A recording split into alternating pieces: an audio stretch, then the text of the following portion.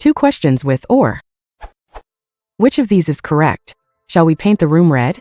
Or do you want to consider more colors? Or, shall we paint the room red? Or do you want to consider more colors?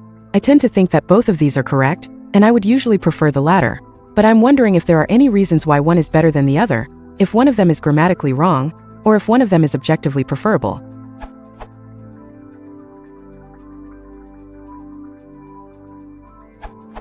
The former would be preferred for more serious works of literature. Starting a sentence with or is very informal and not something you should do in an essay or a professional context. The latter is a good example of something you would say, but not write. That being said, it is also a rule that is commonly broken and therefore accepted to be correct as well. So, both are good. Just beware of context.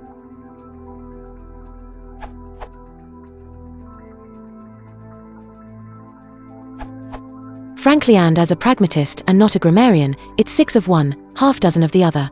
Some grammarians might prefer your first example to your second, because the latter begins a sentence with or, when you could just as easily have inserted a comma before or to create a compound sentence.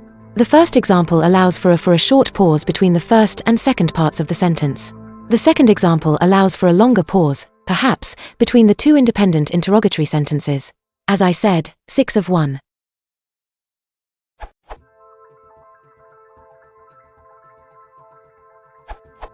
Grammarians, aka prescriptivists, love arbitrary rules that they imagine to impose order on language. The reality is that languages change in unpredictable, and to the grammarians, undesired, ways.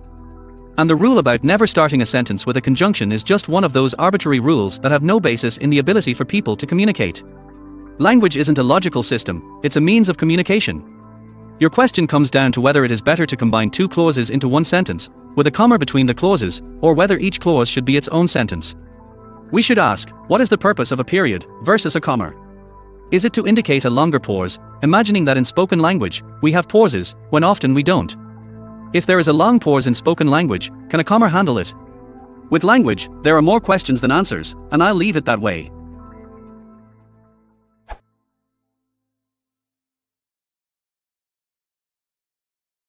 Quinta opção, clique de lines.